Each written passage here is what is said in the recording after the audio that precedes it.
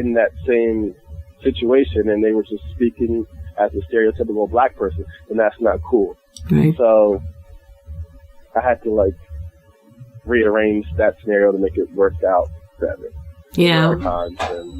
Plus, too, you whenever, because I'll be leading either a sketch class or like my sketch group, and I'll be like, okay, well, what's the joke?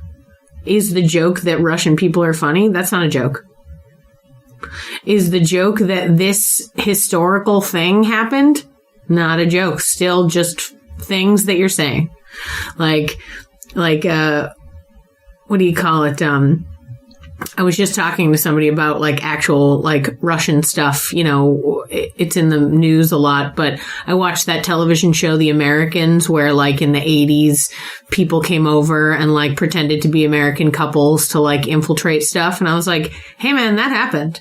Like that, it's a show and it's like a dramatic show. It's not a comedy. It's not like, can you believe it? Wouldn't it be funny? No, it happened. It's a thing. And you can't make a joke by just stating a fact. You gotta be like, can you believe this happened? Yeah, it did. That's okay. What's next? Yeah, something out of the norm has to be unusual. Yeah. Especially in the world that we live in. There's like, I feel like I mentioned this before. It's been my like new thing that like I can't get out of my head, but like I was talking to somebody about one of my students about 3 beats and told them that like the way that I like to think about it, especially right now because the world's so wild, is like first beat is something that could happen in the real world. Yep, it's real. It could happen. Definitely plausible. And then the second beat is something where you'd go, what? I don't know if that really happened. You'd Google it and like Snopes would probably tell you that it didn't happen. But you thought for a second it could, right? And then the third beat is like, this is not going to happen. It's never going to happen. It's the wildest, most insane thing you could possibly think of within the same pattern of the joke. It's not real. It can't be just a continuation of like the realistic thing that's going on. No, you have to go wild and insane because, the world is crazy and you might do a scene where you're like, wasn't that a crazy third beat? And you're like, that happened yesterday in Liberia. So no, that's not weird. Like, Yeah. I don't know. Yeah. It's a weird kind of place to create comedy in, especially how does, I lived in New York for a while myself, but it's been a long time. It's been about 10 years or so. Ooh, 10 years. Wow. But, what's the like atmosphere for you doing comedy? Like, are there multiple scenes that you're moving in and out of? Are they like supportive to one another? Is there like, if you go to this open mic, this person's probably going to see you, blah, blah, blah, business kind of thing?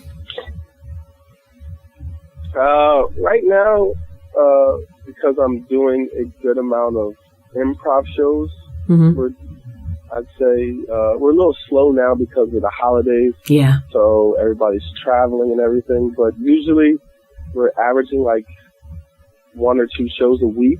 Great. And it's never in one specific place. And we haven't had any issues with going to different places. Like we're not banned from, it's not like, if you go here, then you canceled out your chances of performing here. It's nothing like that for the improv. Oh, cool. So not really a competitive vibe. Like it might be competitive as in different ways, but not this way. Not as in performing at a place. Right on. Well, that's good to know that they share the stage. You'd think there'd be so many people vying to be on each stage that they would create more tight limits. Yeah. Interesting.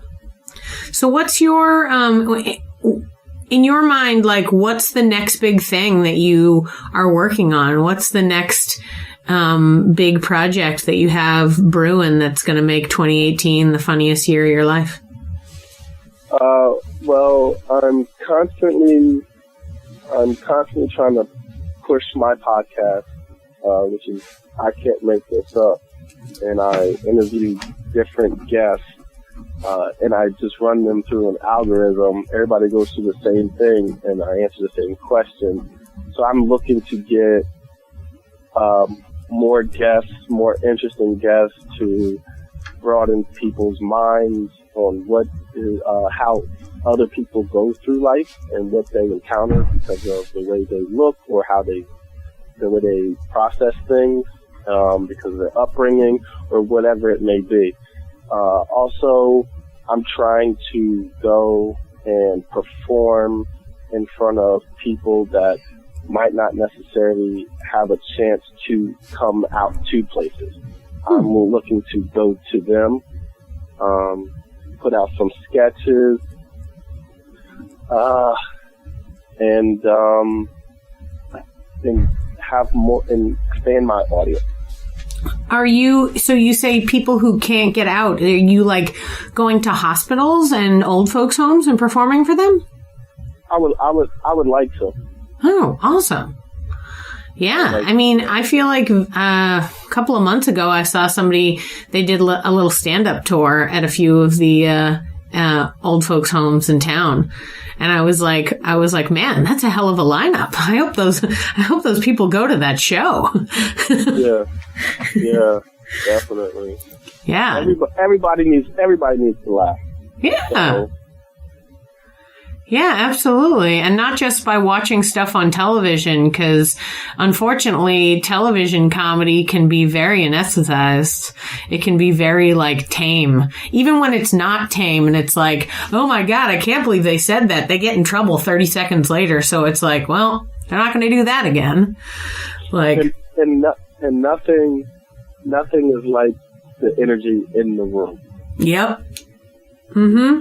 You can't duplicate it. You can kind of get it from watching something, but you won't feel the same as being in the room.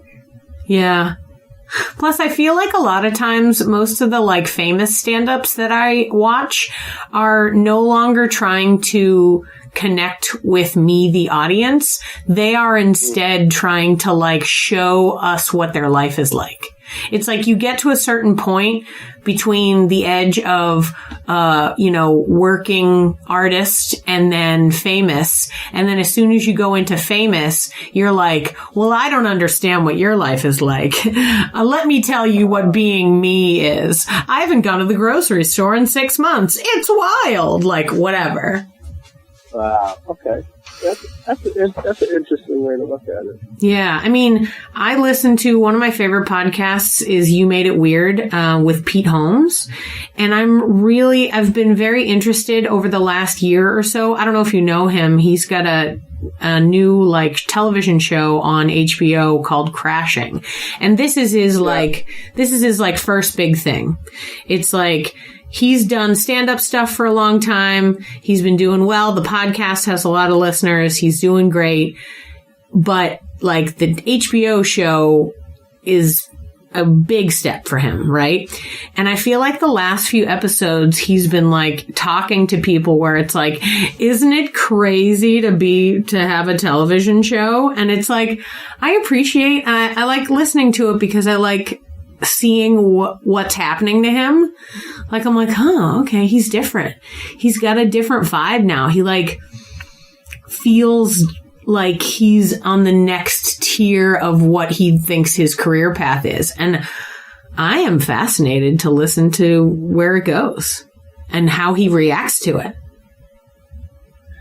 That's interesting. And to see if he fits see if he fits the whole thing your hypothesis of earlier. Yeah. Okay. Yeah.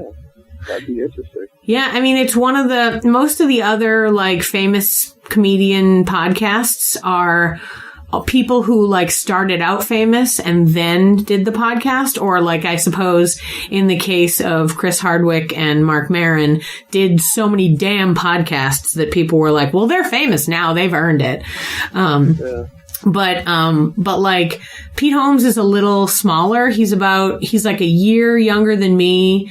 And so like, he like just got married. You know what I mean? Like he's going through things in a very like similar time as me. And so whenever I listen to him, I really identify. He's from Boston. I'm from Boston. So whenever I hear him going through this and he's like talking to people about how it's like, oh man, they just don't understand what it's like being on tour all the time. And I was like, tell me what tribulations you feel like your life is right now. Like, it's just so funny. You know, it doesn't matter if you get everything you want in your whole life. There's always something. Yep.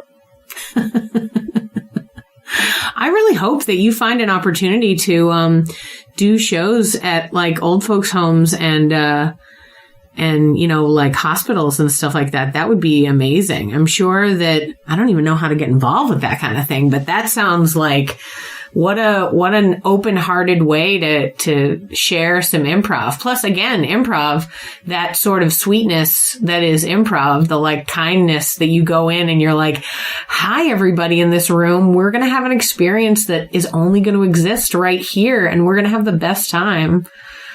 Yep. Yeah, I love improv. Yeah, and then if needed be, I can incorporate some stand-up. Mm-hmm. If I came back, I could write a sketch that involved people. I see a lot of different things that I can bring to them. Great. Have you always wanted to help people? Was the helping people something that you did before you got into performance? I've been one to help people for a while, but my mother passed of leukemia, and like I was there with her when she was going through stages, so I would spend a lot of time going to the hospital to see her, and I noticed that people that are more positive and more hopeful, their body reacts better.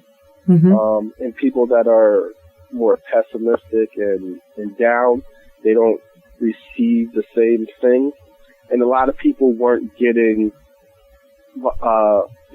visitors. Yeah. And I didn't like that.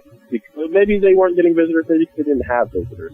So I was like, I see an avenue for this where I can help them and they can help me. That's wonderful.